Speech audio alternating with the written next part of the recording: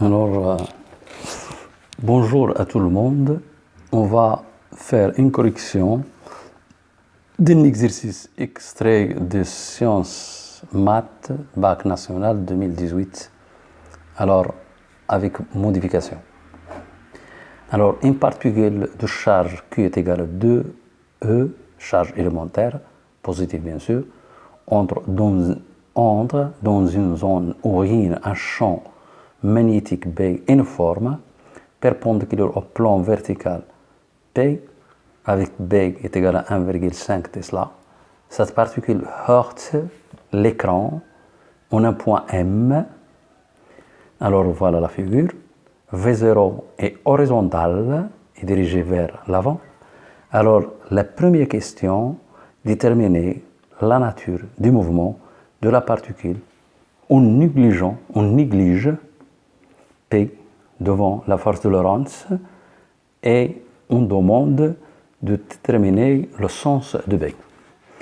Alors, commençons par la deuxième loi de Newton.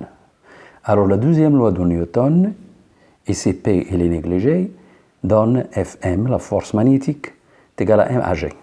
Donc, AG est égal à 2E sur la masse de la particule. Alors, cette particule, on l'appelle alpha. V vectoriel B, la vitesse de la particule, vectoriel, le champ magnétique. C'est l'expression de la force, c'est E fois V fois. Donc, c'est Q ici. Q fois V fois B sur M. Cela implique que le triade VBA est direct. Et A est perpendiculaire à V et à B. Donc A est porté par N. N, c'est le deuxième vecteur unitaire de repère de Freinet. Alors, donc, et B est sortant. Pourquoi B est sortant? Parce qu'on a ici V. Ça, c'est V0. Mais à un instant, on va écrire V. Ce n'est pas V0. V, il a la même norme que V0. Mais les directions ne sont pas les mêmes. Alors, il y a le vecteur U, il y a le vecteur N. En ce point-là, c'est l'opère de Freinet. Donc, alors comment on détermine le sens de B? Parce qu'il est direct, c'est la même chose. On va faire A. A, elle est portée par N. C'est comme ça. Donc, on va faire roter. Alors, on va faire des permutations.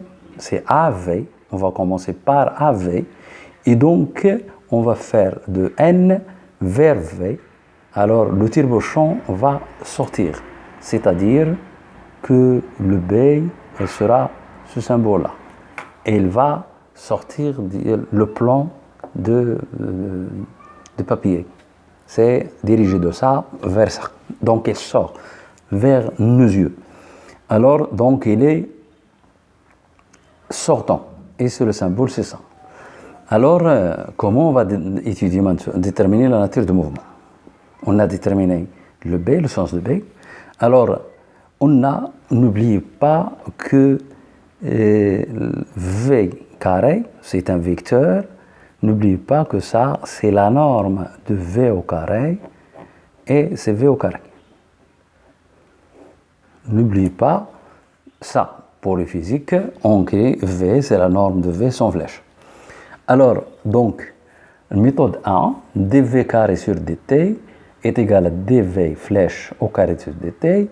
La dérivation d'une puissance, c'est l'exposant fois la base, fois dérivée de la base. Et donc, dérivée de V sur dA est égal à 0. Et cela montre que A est perpendiculaire à V. A est perpendiculaire à V. Donc, V est constant, puisque A est perpendiculaire à V. A, elle est perpendiculaire à V. A, elle est perpendiculaire à V ici. A est perpendiculaire à V. Donc, le produit scalaire de deux vecteurs perpendiculaires est égal à 0. C'est le cours de produit scalaire dans les cours de maths. Donc V est constant. Ceci montre que le mouvement, c'est l'abréviation de dire mouvement, est uniforme. Méthode 2. On sait que la dérivée de l'énergie cinétique par rapport au temps est égale à la puissance du sigma de force, il y a une seule force, est égale à Fm fois V, qui est égal à 0. Pourquoi est égal à 0? Parce qu'on a cette relation. Fm, c'est V vectoriel B fois sa charge. Donc Fm, elle est perpendiculaire à V et aussi à B. C'est un triade qui est direct et orthogonal. Ceci montre que le mouvement est uniforme. La méthode 2, c'est ça. Donc, puisque Fm est perpendiculaire, le produit scalaire est nul. Donc, ça, c'est la justification. Donc, EC est constant. 2V est constant, parce que la masse est constante. Ceci montre que le mouvement est uniforme.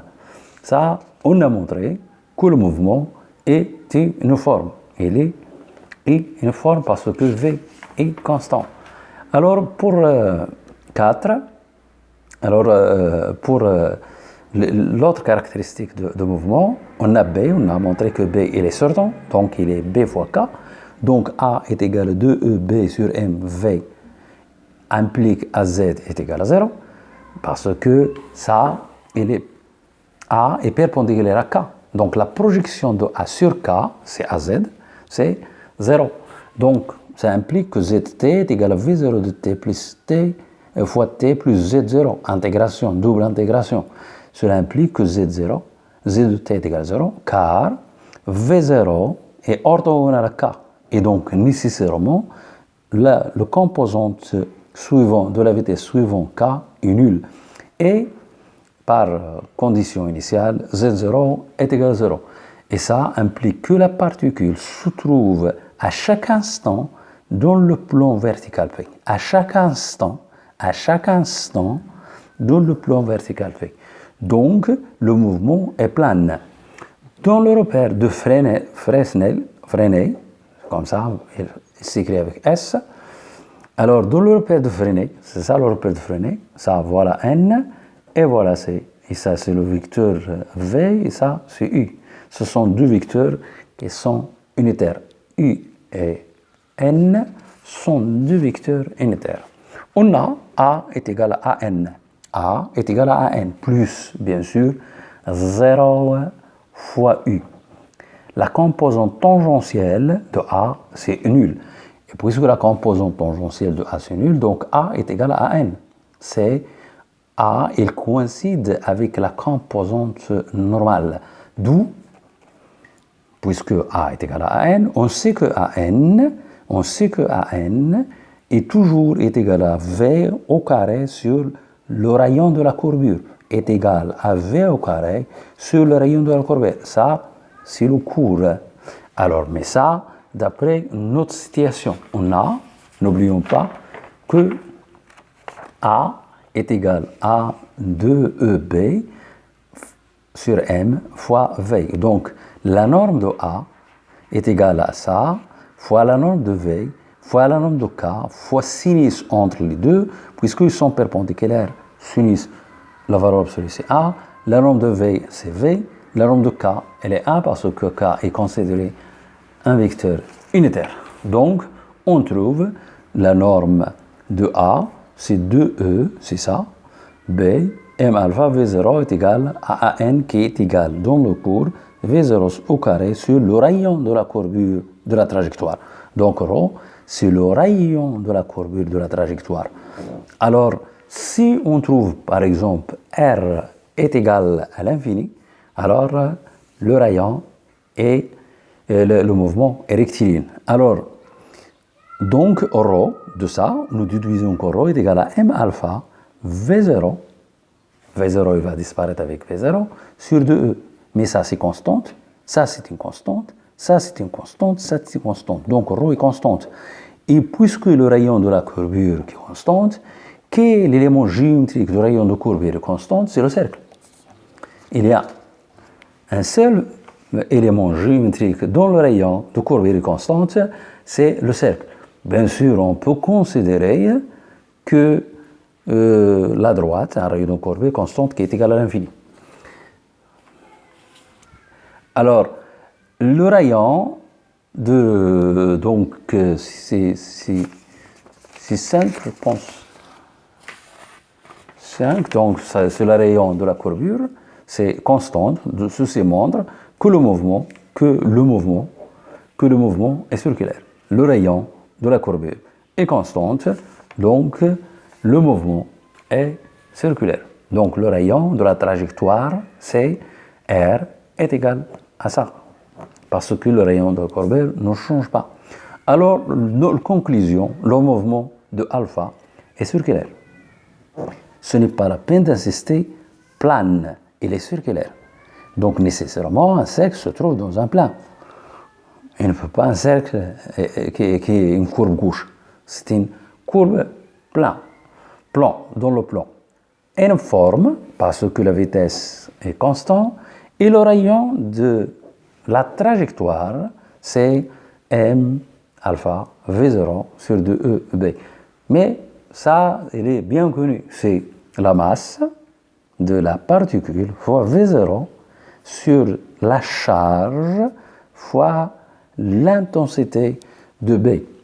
Alors, il nous demande de calculer OM. Alors attention, OM, ce n'est pas le rayon. Le rayon, ce n'est pas OM. OM, c'est 2 fois le rayon. Parce qu'ici, si on met ça, il va être tangent. Ça, c'est le symétrie de ça, donc c'est 2 fois le rayon. Il n'est pas juste de dire que OM, c'est le rayon. Alors, ça, c'est un diamètre. C'est 2 points qui sont opposés, diamétralement opposés. Donc, une forme, et R est égal. OM, on nous demande de calculer M en fonction de M, E, B et V0. C'est la question, calculer OM en fonction de M alpha, E, B et V0. Alors, OM est le diamètre du cercle, donc OM est égal à 2R. Donc, OM est égal à M alpha V0 sur E B. Alors, il nous donne dans les données M alpha est égal à 6,5447, 10 moins 27 kg. V0 est égal à 1,5 10 à la puissance 7. Ça, alors, E, il est égal à ça. Et donc, on remplace M par sa valeur. Alors, V par sa valeur, et E par sa valeur, et B par sa valeur, et vous faites un petit calcul avec des calculatrices, vous trouvez le résultat. Bonne chance et à bientôt dans une prochaine vidéo.